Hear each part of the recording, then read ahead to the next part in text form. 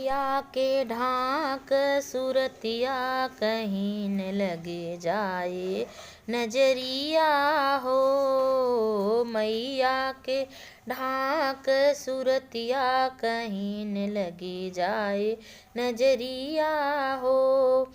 ऐसन स्वरूप मैया आपन बनवली, अद्भुत चमक चारों ओर बिखरवली। अरे जल्दी उतार अरतिया कहीं न लगे जाए नजरिया हो। मैया के ढाक सुरतिया कहीं न लगे जाए नजरिया हो। कौन पेंटरवाए रंगवा भरवल से, कौने मलिनिया ए गजला बनवल से। ऐसन ना देखली मूर्तिया कहीं न लगे जाए नजरिया हो।